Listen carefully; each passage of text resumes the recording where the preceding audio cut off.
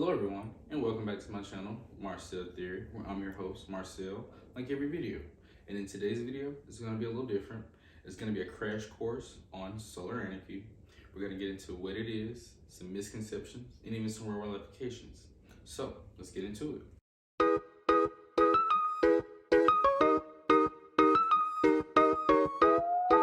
Before we get into solar anarchy, I feel that it would be best to explain the need for solar anarchy, which is to overcome our oppressors, the systems of oppression, as well as liberation for all. And if you haven't guessed by now, our main oppressor is capitalism. And I know some of you are thinking capitalism is not the sole reason for all of today's troubles, or that without capitalism, we wouldn't have iPhones or Postmates, which is not true at all. First, our basic and survival needs are commodities or a market to be played with, such as housing, food, transportation, healthcare, and even internet service. And not to get into detail that I start ranting about capitalism, which I can do. It's just that capitalism has divided people into classes and hierarchies. If you're not a straight white male, it becomes harder to survive in a capitalist society where all goals and systems are designed to mainly benefit whiteness. And since the tools and support systems are only given to white people, it's harder for non-white people to obtain the basics in society. But this is not to say capitalism is all evil, as it does have its good qualities as well as its bad qualities, but that is the point. You cannot survive solely under a capitalist society. SolarPunk is a fairly new alternative to genres like steampunk, which has the aesthetic of steam-powered machines, and cyberpunk, the dystopian future with the most advanced achievements in science and technology, set against the backdrop of a collapsed society. SolarPunk as an art movement and genre came to be in response to impacts to climate change and economic inequality that would lead to a reality where cyberpunk would come true.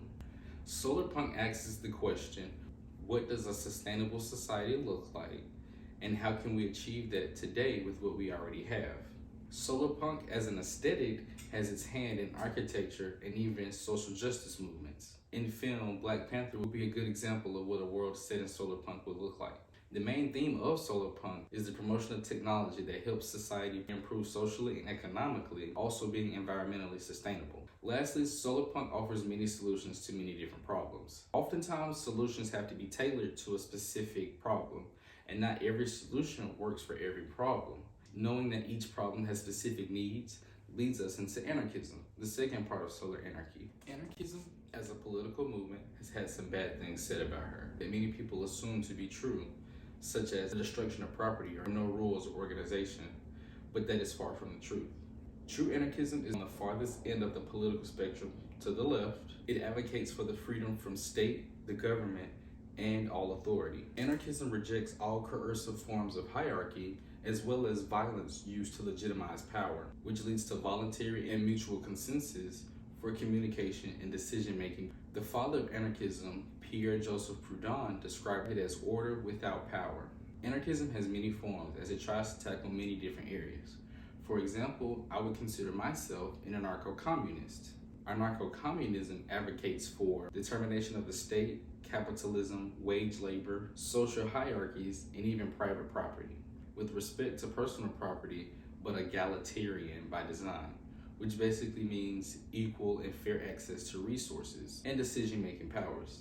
Other schools of anarchist thought include anarcho-feminism, which is patriarchy leads to oppression.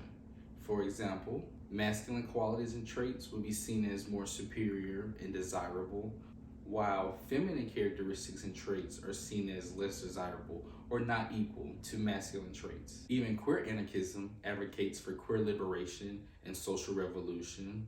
And Black anarchism, even though Black supremacy and anarchism share the same goals of liberation and have the same relationship to power, anarchism can become an all-white men's club. Anarchism essentially is just like the ocean or any other ecosystem, whereas all the inhabitants or species coexist and contribute to the environment in different ways. Solar anarchy, as a combination of solarpunk and anarchism, is not an entirely new thought, as green anarchism exists, but the revolution and the fight against oppression has to be lived in full. Solarpunk and anarchism allows for the full integration to live the revolution in full, and to actively combat oppression and capitalism. Even then, Solar Anarchy shows how political issues should not be different from environmental or social issues. Now will be time for some misconceptions.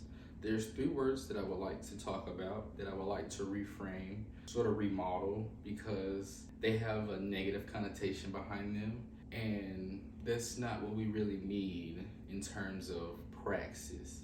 So, first would be chaos. And chaos is not an inherently bad thing.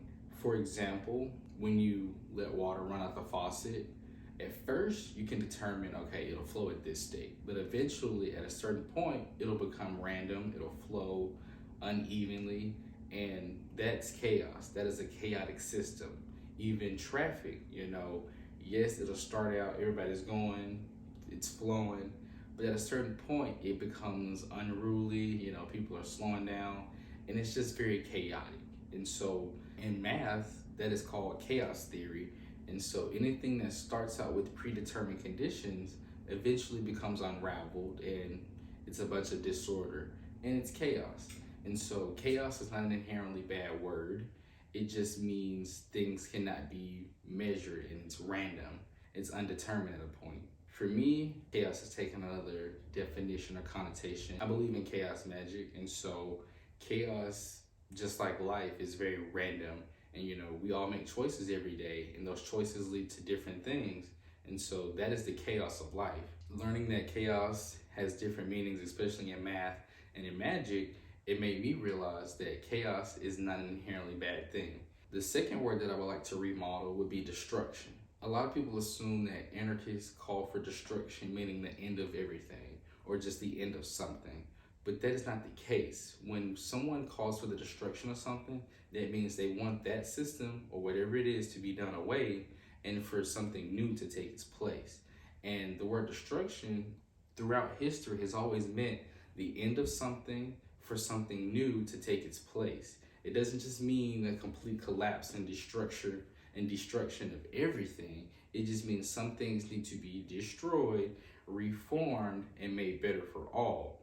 And so just like, for example, the Ragnarok, eventually Ragnarok had to come. They realized it was needed. They may have ran into Thanos, but eventually New Asgard took its place. With the term destruction, it doesn't mean that there's not going to be anything coming after it, or that this is just the end. It just means that things have to die in order for new growth to take its place. And so destruction is not an inherently bad thing. And so when an anarchist calls for the destruction of state or government or certain things, it just means these things have to die for better to take its place, more organized, better for everyone. The third term that needs remodeling would be scarcity. Not necessarily the connotation of scarcity, but just the fact of what is actually scarcity. People assume that communism or socialism will bring scarcity, which is not the case. And the fact of the matter is, capitalism brings scarcity. There's artificial scarcity being created all the time. There's people who have and have not.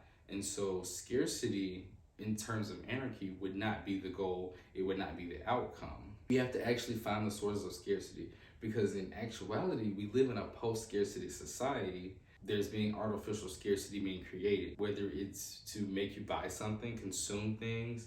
Even then, in capitalism, scarcity pervades its way through in terms of time. People don't have time to focus on themselves, focus on what they really want to focus on. We say we have access to food, but there's not really good food to access. Good food or healthy food comes at a higher price. There's so many bad food that's so much cheaper and easily accessible, whereas that's actual scarcity. There's no healthy food around. Just to rephrase that, scarcity is not an inherent thing of communism or socialism or anarchism. It's that is a part of capitalism. And capitalism has created the idea that communism breeds scarcity, which is not the case. Those are some misconceptions or words that I felt that needed to be remodeled. There's a lot of things that people will say anarchism is, but it's really not. And if you ask an anarchist what they truly believe in, you will get a better understanding.